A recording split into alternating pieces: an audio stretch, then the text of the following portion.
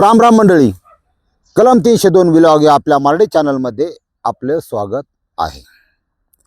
हेची दान देगा देवा तुझा विसरण व्हावा, विसरण व्हावा तुझा विसरण व्हावा. द्राक्षाचा वेल लिंबावरी गेला आणि कडू कागज आला संगतीमुळं. आज ही स्टोरी सांगता मला विशेष दुःख होते, तुम्हाला सांगतो. आणि आता सकाळ सकाळ जरकीन सुद्धा काढूशी वाटाना, लय गार लागत तुम्हाला सांगतो. ते हो आपलं ते पांढरा कुर्ता आहे ते सुद्धा आणलाय, पण काढूशी सुद्धा वाटाना, इतकं थंडी सकाळ सकाळ. तुम्हाला आज जे स्टोरी सांगताना विशेष दुःख का होते तुम्हाला सांगतो. तुम्ही किती कमावलं, घरात हत्याने फ्रीज आणला आणि दुनिया आली. ह्या जगात सगळ्यात मोठं काय असं ना, तर मुलांच्या संस्कार ही काळाची गरज आहे बरं का. नाही तुम्हाला अग्नी द्यायला सुद्धा मुलगा मिळणार नाही, लक्षात घ्या. नगरपालिका, महानगरपालिका, ग्रामपंचायतचे कर्मचारी तिथं 500,000 भरावं लागते, 5,000 भरावं लागते. सरपंच सकट ए बुवा आम्हाला जाळून ये, अशी परिस्थिती तयार व्हायला लागली. विषय काय तुम्हाला उलगडून सांगतो. जुन्या काळात होतं एक मन, पुणे तेथे काय उणे. आता थोडे बदलून 2026 मध्ये पुणे तिथे किती गुन्हे असं म्हणायची पाळी आली. घटना 31 डिसेंबर लांब होता. 31 डिसेंबर बऱ्याच जणांचा खराब झाला. कशामुळे माहिती आहे का, एकादशी आलती. काही नीतीसलाच उरकून घेतलं. आपल्याकडं असं वाईट करायचं म्हणलं ना की स्मार्ट डुकी, मरणाची स्मार्ट. 28-29 काही नाही उरकून घेतला. जाऊ द्या, मरू द्या. पुण्यात अमन नावाचा 17 वर्षाचा पोरगा आहे. आई वडील आहेत. राहायला तो उत्तम नगरमध्ये होता पहिला. साधारण सप्टेंबरचा विषय, म्हणजे 3-3.5 महिन्यापूर्वी. आता ही पोरं, ते आता अमन सुद्धा फोटो बघा तुम्ही, इकडून इकडून बाद राहायची ही स्टाईल निघाली बरं का पोरांची. ह्या पोरांच्या डोक्यात अशी परिस्थिती. आणि पोर आईबापाचं ऐकत नाही, खरी गोष्ट आहे. 8वी-7वी पर्यंत ठीक असतात, आणि तिथून पुढं ती वर्गातले मित्र अभ्यासात किती टक्के पडायचे, पुढं काय करायचं हे ठरवायच्या काळात पोरं माझी गँग तुझी गँग, मी झाटमन हे झाटमन, मीच वर पाहिजे. आणि जे असे समाजातले मोठे मोठे गुन्हेगार आहेत, गुंड आहेत, यांची माहिती यांच्याकडे जास्त. ज्यांचं तोंड सुद्धा बघू नये अशा राजकारण्यांची माहिती यांच्याकडं. आणि होतंय काय, आईबापा असतात प्रपंचात दंग. थोडं दुर्लक्ष झालं, पोरं आईबापाच्या ताब्यात कमी, आणि शाळेत वातावरण, शाळेत शिक्षकांच्या ताब्यात जास्त. शिक्षक डोकं लावित नाही आजकाल, कायदा बिदा आहे तुम्हाला सांगतो. ते शिक्षक म्हणतात मी शिकवायचं आमचं काम करतो, तू जर गुरकत असेल माघारी खलास करीन. बाई कोणा त्या डोक्याला ताण नको म्हणतो. तुझं मला खलास करण्यापेक्षा बघ बा तुझा उद्योग, जाऊ दे गाडी. असं आहे पद्धत. पूर्वी शिक्षक वेगळे होते, आता शिक्षक वेगळे आहेत. लय शिक्षकांनी डोकं द्यायचं काम करायचं नाही. त्यांना बी काय फुकट पगार देत नाही सरकार. इतकं राबराब घेते शिक्षकांना सुद्धा. शिक्षकांना शिकवणे व्यतिरिक्त कामाचा ताण वाढलाय. सगळे सर्वेन बिरवेन त्यांच्या बोकांडी घातले जातात. करा, ऑर्डर हे करावं लागते ना, नोकरीचा प्रश्न. आणि नाही नोकरी करावं तर काय मग भजी विकता का स्टँडवर, असा प्रश्न असतो. करावं लागतं. त्यांना बी पोट पाणी, प्रपंच, लेकरवाळ आहेत. हा अमन 29 तारखेला बेपत्ता झाला. आता सगळ्यात जीवाची उलघाला आईची होती. आई वडील, पोरग बेपत्ता झालंय, काय भानगडे काय नाही. कायद्यानं रूप 24 तासापर्यंत त्याचा शोध घेतला जातो. घरी येण्याची वाट पाहिली होती. 24 तासापर्यंत तुम्हाला FIR दाखल करता येत नाही, मिसिंग रिपोर्ट दाखल करता येत नाही. पोलीस सुद्धा म्हणतात गडबडून जाऊ नका, फोन करा मित्रमंडळीला, चौकशी करा, येतोय का बघा. आला नाही.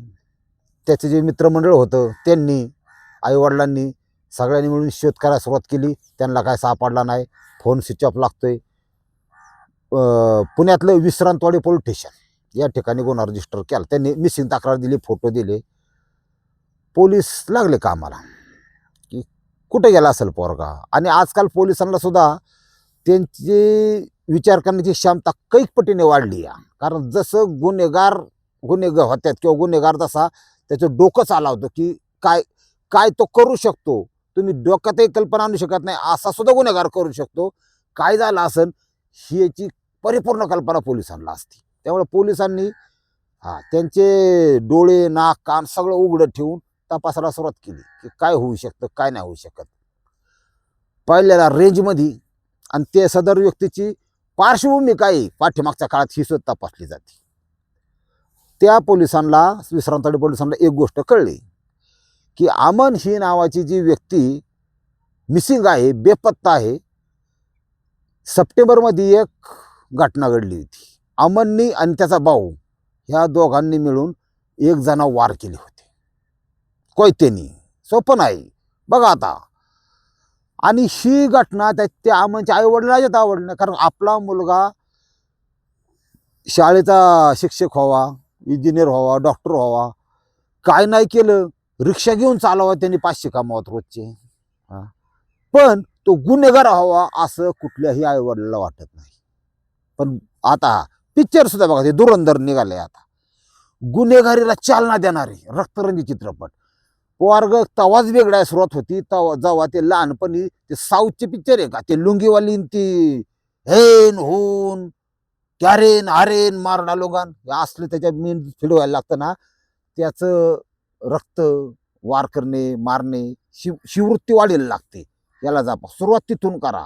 पोरग मोबाईलवर काय पाहते साऊथचे चित्रपट बघून देऊ नका. तिथून सुरुवात केली तरच तुम्हाला अग्नी मिळणार आहे बा पोराच्या हस्ते, नाही तर तुम्हाला मुक्ती नाही. हा, तुम्हाला म्हातारपणी असं जाणून यायला आपण जगलोच कायसाठी बा, नाही का, असं नको व्हायला. त्याच्यामुळं मुलांना मुलींना सांभाळा. ह्या अमनच्या बाबतीत असा विषय झाला की यांनी केलं त्याच्यावर काय ह्यांची कारणं लय किरकोळ असतात. काही अगदी किरकोळ कारण, वर्चस्ववाद, आय एम डॉन, हे अशा प्रकारची मानसिकता झालं. ती काही मेलं नाही पुढलं. वार कोणावर गेलं तर प्रथमेश आढळ नावाच्या मुलावर. समज सगळी अल्पवयीन मिठामिठी झाली. आईवडिलांनी डोकं चालवलं, म्हणले हिथं ह्या वातावरणात पोरग बिघडायची शक्यता जास्त, हे गुंड बिंड होईल, एन्काउंटरमध्ये मारलं जाणार, त्याचं उर्वरित आयुष्य हे तुरुंगात जाईल, डोकं लावा. मग पालक म्हणून त्यांनी त्यांची जबाबदारी पार पाडली. ती जागा सोडून दिली उत्तम नगरची, ते कात्रज परिसरात राहायला आली. पुण्याचाच बाकून जागा बदलली, रूम बदलली, जेणेकरून याचं मित्रमंडळ बदलन, चौक बदलन, सगळं बदलन. बदल केला. थोरल्याला म्हणली पाहुण्याकडं मुंबईला, त्याला तिकडं पाठवून दिलं. तो तिकडं ते आपलं कामाला जाऊन कष्ट करा भाकर काय प्रमाण तिकडं पाठवला. बारका 17 वर्षाचा इथंच राहिला, पण बदलून सगळं. आता ही घटना झाल्यानंतर ऑक्टोबर नोव्हेंबर 2-2.5-3 महिने गेले. डिसेंबर मध्ये हा जो प्रथमेश आढळ ज्याच्या वार झाले होते तो वाचला होता. त्यांनी त्याचा एक मित्र नागेश डामाले, त्याला म्हणला बदला लेना जरुरी है, खून का बदला खून, वार का बदला वार. लय अवघड पोरांचं. आता हा नागेश डामाले प्रथमेश आढळ यांच्या आई वडिलांचा सुद्धा विषय असा आहे, ही बी सर्वसामान्य कुटुंबातली लोक आहेत. त्यांना सुद्धा वाटतं आत्मधून की आपल्या मुलाने गुन्हेगारी क्षेत्राकडे वळू नये. लय अवघड आहे. पण पोर ऐकायचं नावच घेत नाही, हेच मला काय कळणार. तुम्हाला सांगतो, काहीही करा, फक्त गुन्हेगारी क्षेत्राकडे वळू नका, नाही तर तुमचा सत्यानाश. आणि ध्यानात ठेवा, ह्या जगात कुणी डॉन नाही, तुम्हाला खरं सांगतो. आता मला सांगा, डॉन मध्ये अरुण गवळी किती मोठं नाव आहे, हाय का नाही डॉन ओरिजिनल? खतरनाक माणूस आहे का नाही? आता बाहेर येतो का डॅडी म्हणतो आपण. त्यांची एक क्लिप कधी आयुष्यात येऊन तुम्ही सगळ्या क्लिप बघा, एक क्लिप कधी पण बघा, त्या क्लिपमध्ये डॅडी सुद्धा घाबरलेले. का तर एका एन्काउंटर स्पेशलिस्टनी ठोकायला सुरुवात केली होती गुन्हेगार, आणि मारले होते बरेचसे, 38-40 मारले होते.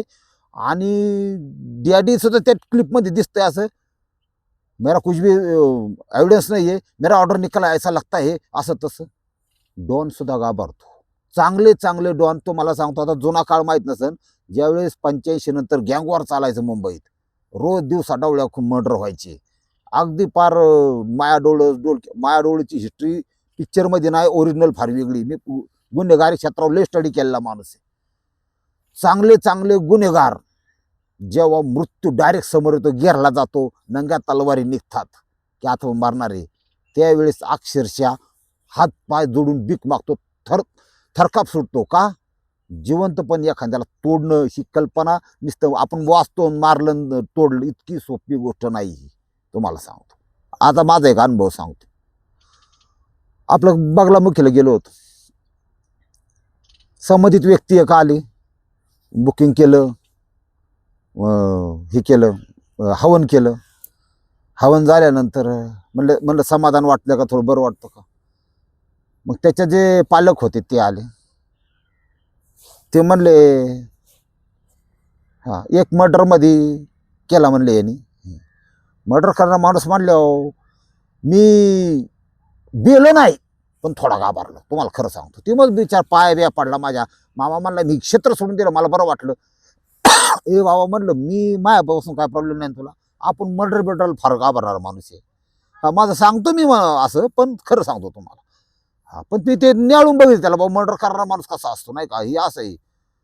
मला ती त्यावेळेस काय कळत नाही मला. डायरेक्ट वार खतरनाक लोक आहेत भाऊ. हे भाऊ म्हणलं माझं काय नाही ना. हा हा तुझं बिल बिल भरू का, नाही म्हणलं तसं काय नाही, पण तुम्ही लय चांगलं काम करा. म्हणलं ठीक ओके.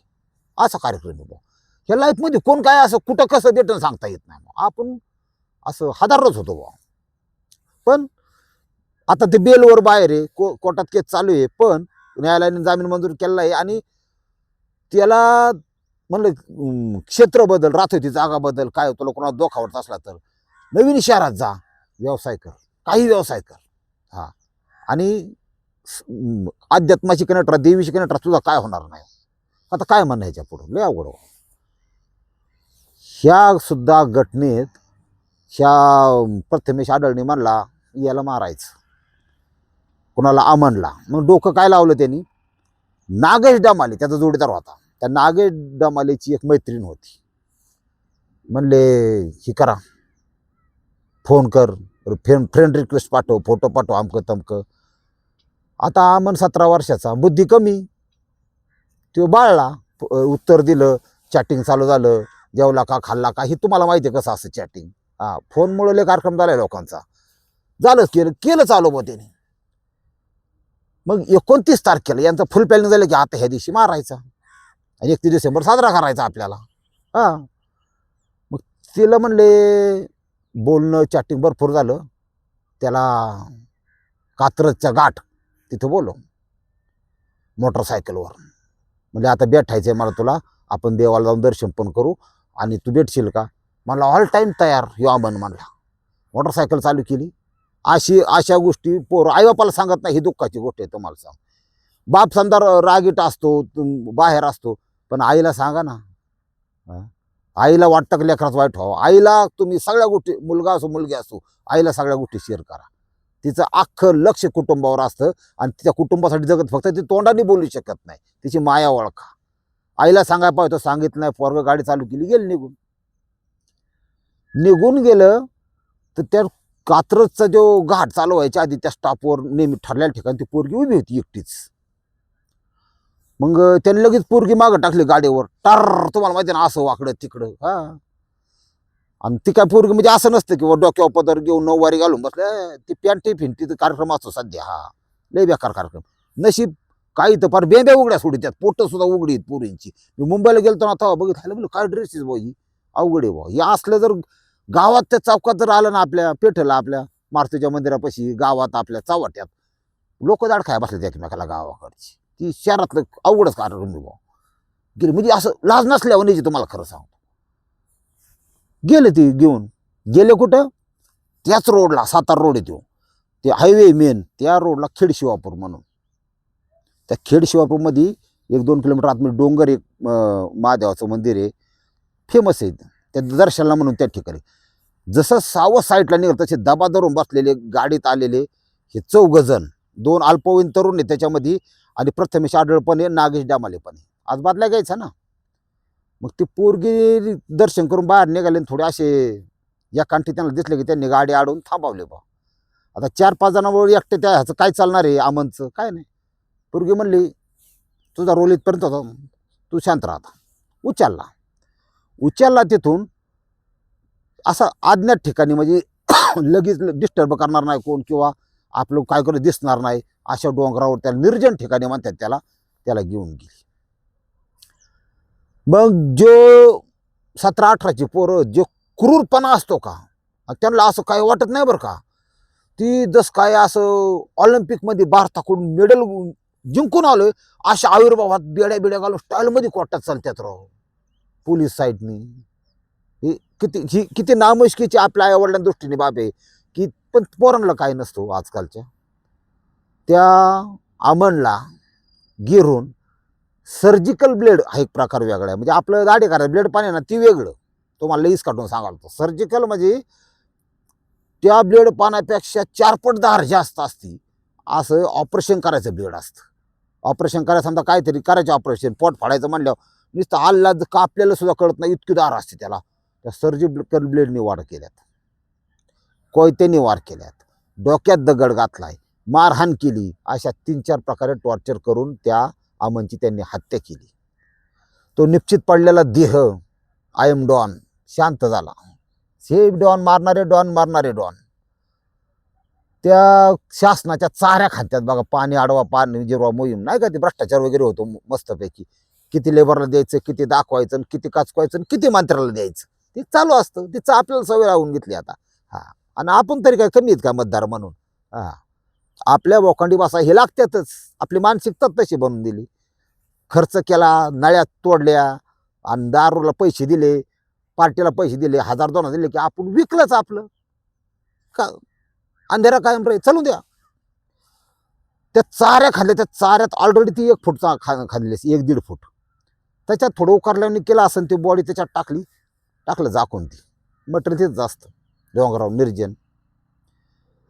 मग यांची बुद्धी 17, 18, 19, 20ची पोरं, यांची बुद्धी तेवढ्या 20 वर्षाचीच.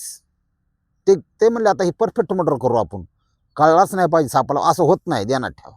परफेक्ट मर्डर हा फार प्रकार वेगळा असतो, ते कोणालाही जमत नाही. ह्या पोरांनी त्याचा मोबाईल घेतला आणि पोलिसांना किंवा गुंगारा देण्यासाठी यांनी हा मोबाईल एका ट्रकमध्ये टाकला. ह्याच्यामध्ये ट्रक गेली लोणावळ्याला त्या रोडनी. लोकेशन पोलिसांना दाखवायचं लोणावळ्याचं, बेसिंग ना माणूस. हे आले घरी बेपत्ता.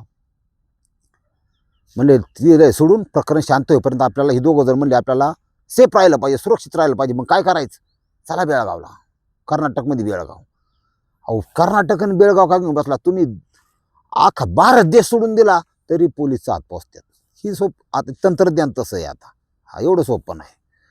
तुमच्याकडे आधार कार्ड आहे का, आधार कार्ड तुम्हाला माहिती आहे का तुमचं काय काय घेतले, तुम्ही तुमचा पूर्ण डाटा कुठे आहे माहिती आहे का. तुमच्या डोळ्याचे जे रेटिना म्हणतो आपण त्याला, ते या जगात एवढी माणसं प्रत्येकाला वेगवेगळं आहे. त्या रेटिनाचं स्कॅनिंग शासनाकडे, तुमचं अंगठ्याचं स्कॅनिंग शासनाकडे, मी सगळ्या बोटांचं हे तुम्हाला माहिती नसतं. गेलं बा, ती गेले पळून, बसले लपून बेळगावमध्ये. बसून द्या संकेश्वर ठिकाणी, बरं बसून द्या. इकडे मिसिंग तक्रार आली. विश्रांतवाडी पोलीस स्टेशननी विशेष लक्ष देऊन प्रयत्न केले. शेवट विश्रांतवाडी पोलीस स्टेशन आणि पुणे गुन्हे शाखा युनिट 3 पोलिसांची कामगिरी अत्यंत कौतुकास्पद आहे. कारण पोलिसांच्या डोक्याला इतका ताण असं तुम्हाला सांगतो, एखादी केस इतकी क्रिटिकल येते की सिनियर असतील किंवा ही त्यांची एकत्रित मीटिंग होती आणि गुन्हेगाराची बुद्धिमत्ता जिथं संपते तिथं पोलिसांनी चालू देण्यात ठेवायचं. सिनियर लोक असतात. आता डिजिटल युगात तपास करणारे पोलीस आणि पूर्वी तपास करणारे पोलीस यात फरक आहे जरा. पोलिसांना जास्त सतर्क शार्प व्हावं लागतंय आजकाल.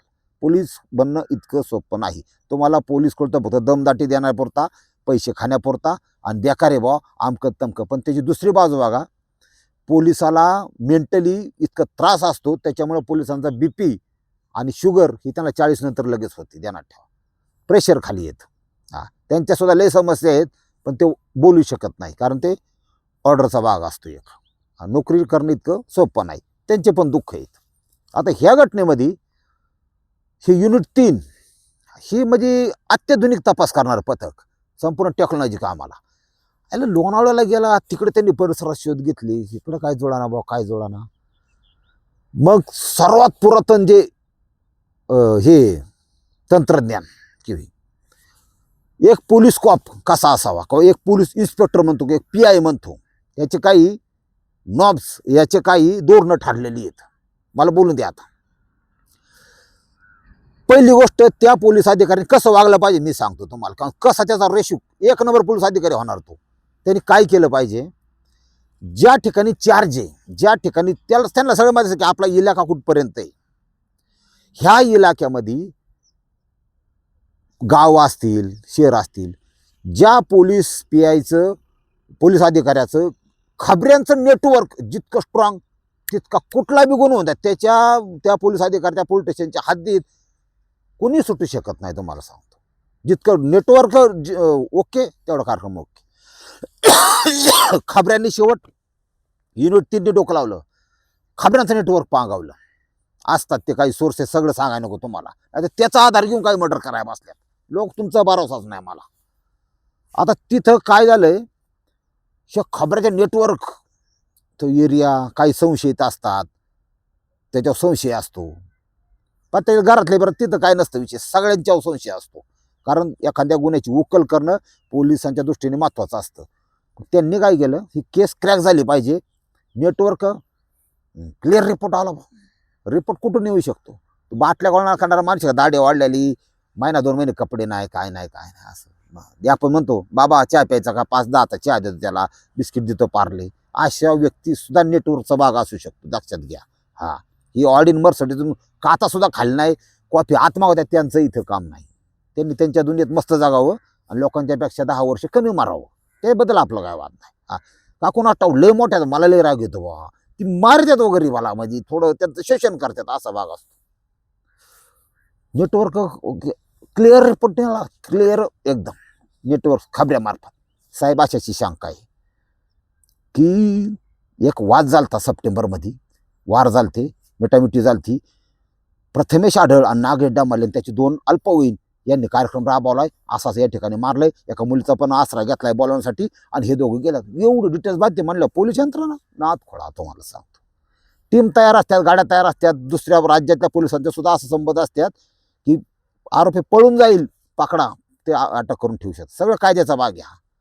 उचलले ना भाऊ, आय एम डॉन, 4 जण उचलले. आता कसं झालंय, जे वयस्कर आहेत किंवा वयस्कर म्हणण्यापेक्षा अल्पवयीन नाहीत, त्यांना कायदे लागू होईल. पण तितक्या क्रूरपणे 17 वर्षाच्या मुलांनी जर ते अल्पवयीन त्यांनी जर ह्या गुन्ह्यात सहभाग असेल, तर आपली माननीय आदरणीय व्यवस्था, न्यायाधीश साहेब त्यांना सांगतील, मूर्ख असं करतात कुठं, लिहा शिक्षा द्यायला.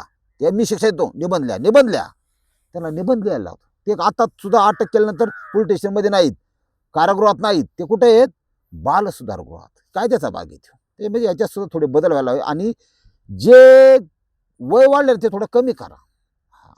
तो 25चा 30चा असण्याची गरज नाही. 17 वर्षाचा मुलगा अतिशय क्रूरपणे एखाद्याची हत्या करू शकतो. तो वय शास्त्राने थोडं कमी केलं पाहिजे. कारण गुन्हेगारी कंट्रोल करणं हे तुमची आमची तर आहे जबाबदारी, पण त्याच्याबरोबर पोलिसांचा कायदा राबवतो पोलिसांचे, गृहमंत्र्याची सगळ्यात जास्त मोठी जबाबदारी. लॉ अँड ऑर्डर कसं सांभाळतात पोलीस स्टेशनला सगळं माहिती. तुम्हाला आतली गोष्ट सांगतो, पोलीस स्टेशनला एवढंही माहीत असतं की कोणता मंत्री किती बसतोय, सगळं माहीत असतं. कोणाचे हाताने कोणाचा काय कार्यक्रम केला, हे आतल्या दुनियाला बेकार आहे. हा, त्याच्या लय भानगडीत पडायला नको आपण. मग जाऊ पुढचं नको सांगायला, ती काय मोठा वादाचा विषय होतो. त्याच्यामुळं फक्त कायदा आणि सुव्यवस्था जरी राखली, गरीबाला सर्वसामान्य माणसाला न्याय जरी मिळाला ना, समाधान वाटतं. हा, तुम्ही किती खावा, मोठ्या नेत्या बित्यांना सांगतो, किती काय तुम्हाला खायचे खा, तुमचं 500 वर्ष जगणार त्याला काय भाऊ इलाज आहे आमचा. पण कमीत कमी जे तुमच्या हातात आहे ते तुम्ही करा, ह्या मताचं मी आहे. आता नकोला सांगायला, ज्या सांगितलं की वाद होत्यात, अत्यंत वाईट घडलं, चुकीचं घडलं. ही जी मुलं आहेत, मला तुम्ही सांगा, आता ही मरणारा असो किंवा मारणारा असो, ह्या पोरांनी काहीतरी व्यवसाय केला असता, शिक्षणाचा समजा नाही त्यांचं डोकं लागत, पण व्यवसाय केला असता, ते संगतीमुळं जर बिघडले नसते, तर ह्यांची पुढं भविष्यात लग्न झाली असती, त्यांची आपली लहान लहान मुलं खेळवली असती, लहानाची मोठी होताना पाहिली असती. हेच जग आहे, हीच दुनिया आहे, हीच खरी जीवन आहे. ध्यानात ठेवा, छोट्या छोट्या गोष्टीत आनंद शोधायला शिका. तुमच्याकडं ऑडी जरी असली, पण तुमचं आपलंसं जिव्हाळा नसन, कुटुंबात प्रेम नसन ना, तर काही उपयोग नाही. रामकृष्ण हरी माऊली.